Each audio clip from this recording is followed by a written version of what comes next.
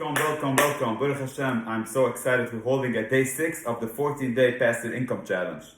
Yes, we're still in the middle of discussing the leverage part of the ALM model. Attract, leverage, manage. How this could help you in your passive income plan. Stay tuned with us. Today we're going to discuss a 15-year mortgage versus a 30-year mortgage.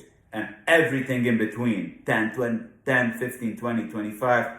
Prepayments, makes sense, doesn't make sense, should you do it, should you not do it, will it help you in your passive income planning, will it not help you? And as a reminder, comment below if you have any experience with that or if you have any ideas, and yes, I look at every comment and I reply. Also, if you want to get all the updated videos from us on the passive income strategies, make sure you subscribe to the channel below this video. Let's jump right in. So as you remember from yesterday, we discussed a free and clear mortgage, a house free and clear versus a house with a mortgage. And we made you aware that could be having a home free and clear is not the smartest strategy if you want to build a passive income portfolio. If you missed that, just go back to the yesterday's video and look at it again. And if you need, pause it, rewind it, look at it again and again until it makes sense for you. If you have any questions, you can comment below and I'll try to answer you. Today we're going to discuss about having a mortgage. Yes, having a mortgage, but having the mortgage paid quicker than 30 years or quicker than whatever is the minimum necessity to pay the mortgage. Making extra payments. Should I make a 15-year mortgage versus a 30-year mortgage?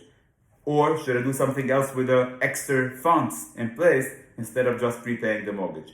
Let's jump to the iPad screen and I will show you. So yesterday we spoke about having a mortgage free and clear versus a mortgage on a house. And today we're going to talk about 15-year mortgage versus a 30-year mortgage.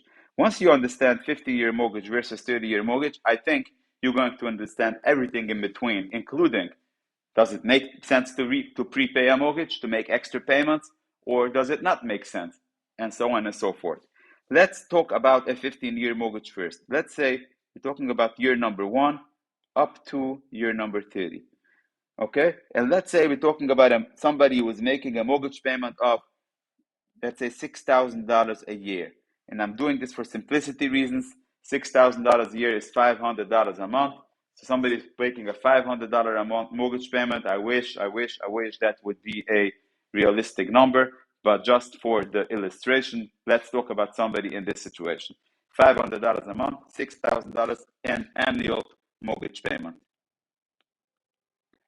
Now, this is a 15-year mortgage. What we know is that by year 15, the balance on the mortgage will be how much? The balance on the mortgage will be how much? 0, okay? Because it's a 15-year mortgage. So, wow, after 15 years, American dream, I have a house free and clear.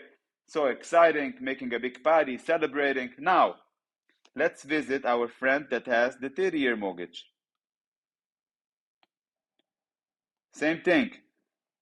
1, 2, 30. But because his mortgage is a 30-year mortgage, he's not making a $6,000 a year in payments. But let's say he's only making a $4,000 a year in mortgage payments. Now, you say, of course, you're only making a $4,000 a year in mortgage payment, but what is your balance after 15 years? Because you have a 30-year mortgage, only after 30 years your balance is 0. After 15 years, let's say in a $100,000 mortgage, I'm just making up some numbers.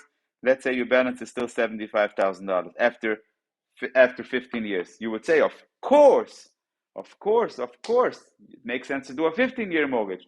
You pay like $180 or something like that dollars a month extra, $6,000, $2,000 a year extra, and in 15 years you're free and clear, you're done.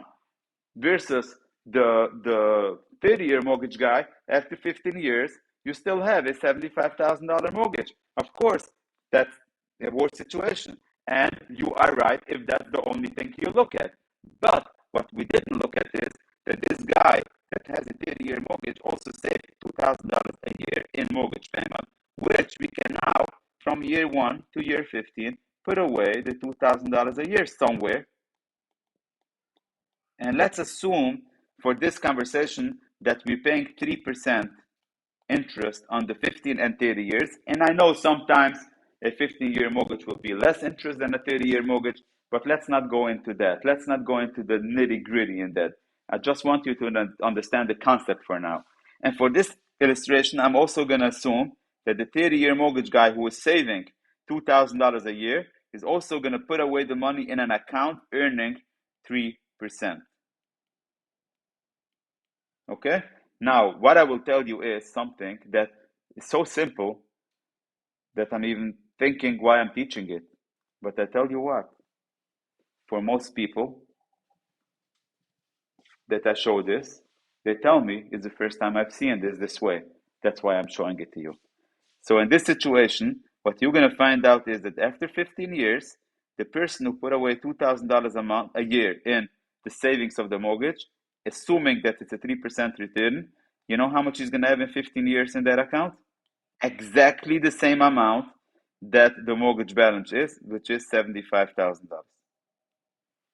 Now, if this is not 3%, but it's 4%, of course, this is also going to be higher.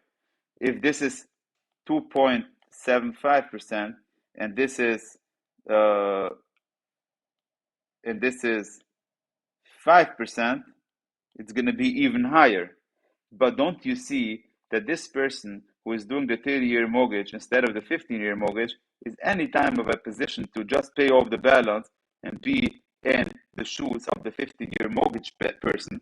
And even better, what happens if, God forbid, the 30-year mortgage person is disabled? He cannot make his mortgage payment for a few months. He loses his job.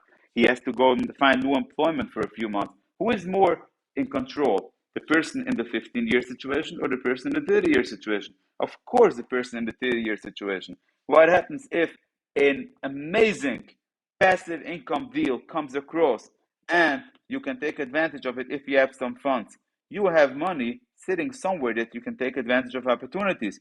Versus the 15-year mortgage, all his money is buried into the bricks and walls of his house because he wants to be free and clear. Again, if your goal is to be free and clear, you should go with a 15-year mortgage. But if your goal is to have a passive income plan, you have to look at the entire situation, not only on the piece of property that we're talking about. Okay, that was day 6 of the 14-day passive income challenge.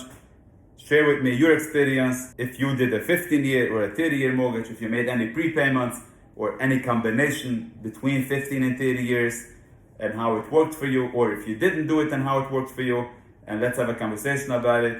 As I told you before, I'm reading every comment and I'm replying to any comment that you will post. If you want to get all the updates for the passive income strategies, make sure you subscribe to the channel in the bottom underneath this video. And let's do this together. See you at the end of 14 days.